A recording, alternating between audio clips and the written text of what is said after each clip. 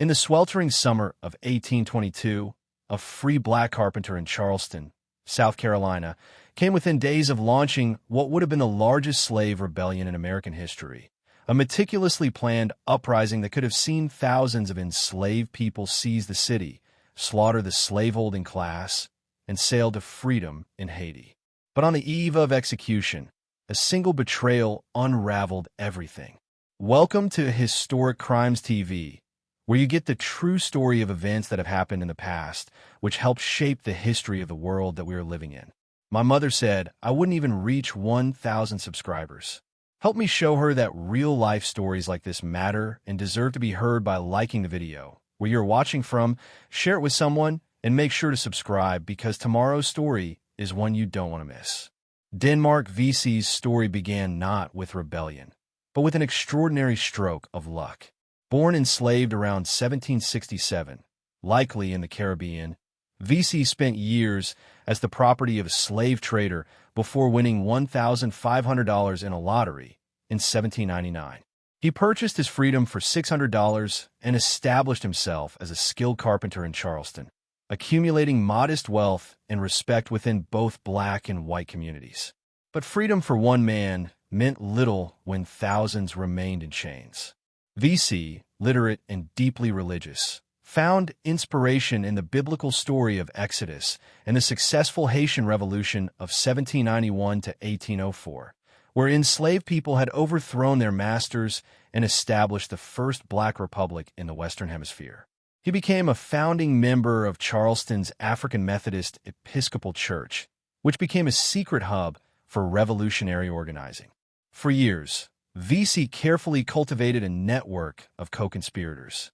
His inner circle included Peter Poyes, an enslaved ship's carpenter known for his intelligence and absolute discretion; Gullah Jack, a conjurer from Angola who used African spiritual practices to inspire courage among the enslaved; Rolla Bennett, a trusted house servant with access to the governor's mansion; Monday Gel, a skilled harness maker with connections throughout the enslaved community. VESEY'S plan was breathtaking in its ambition.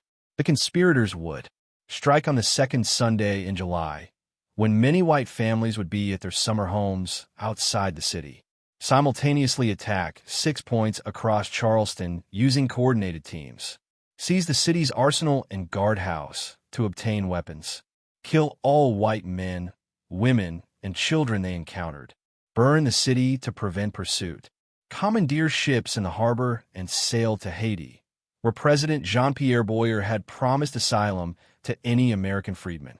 The recruitment was methodical.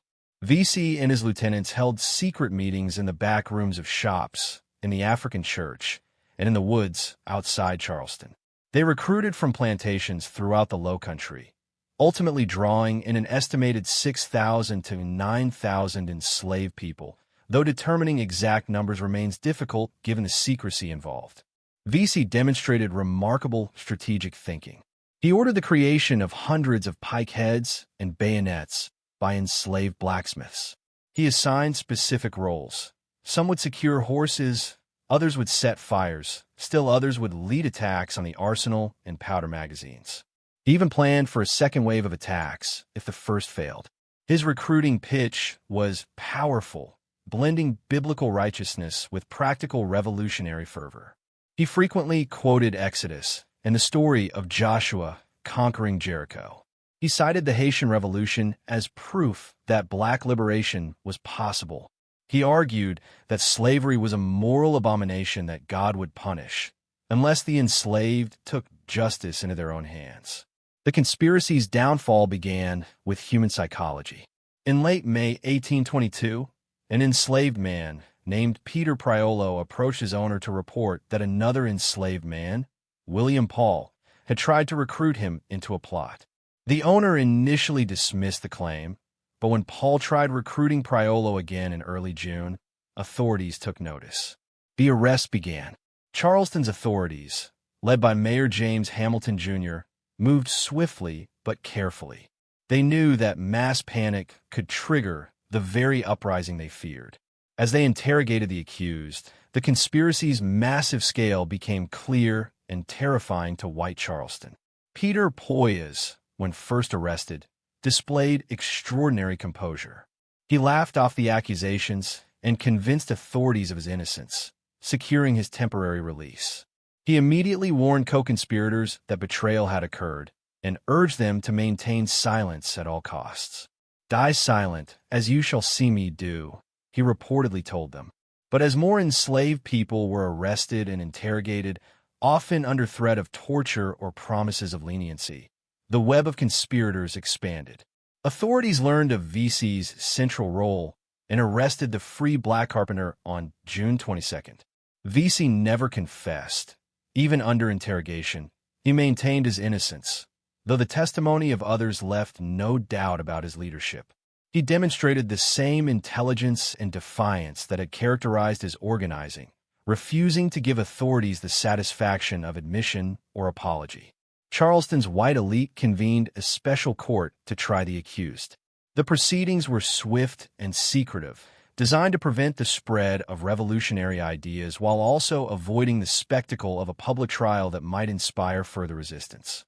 Between June and August 1822, the court tried 131 men. The verdicts were harsh. 35 men were executed by hanging, including Denmark VESEY, hanged July 2nd, Peter Poyes, Rolla Bennett, and Gullah Jack. 37 were sold and transported out of South Carolina to distant slave markets. Others were acquitted or released due to insufficient evidence. The executions were staged as public displays of power. The condemned men were hanged at Blake's Landing, with their bodies left to swing in the Charleston heat as a warning to any who might harbor similar thoughts of freedom.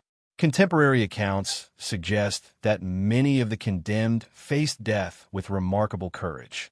Peter Poyes reportedly met his execution with calm dignity. Gullah Jack, arrested after weeks in hiding, was defiant to the end. The VESEY conspiracy sent shockwaves through the slaveholding South. White Charleston reacted with a combination of terror, rage, and repression. The African Methodist Episcopal Church was burned to the ground. South Carolina passed even harsher slave codes restricting movement, assembly, and literacy among enslaved people.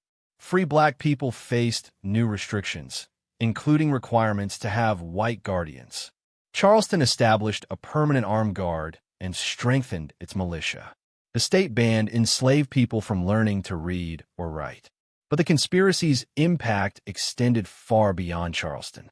It demonstrated that enslaved people were not passive victims, but active resistors who could organize sophisticated revolutionary movements. It influenced the tactics and thinking of later abolitionists, and it terrified Southern slaveholders, who now understood that the institution they defended was sitting atop a powder keg of black rage and revolutionary potential. Do you think the revolt would have been successful if they weren't exposed? Drop your comment and don't forget to follow, so we prove my mom wrong.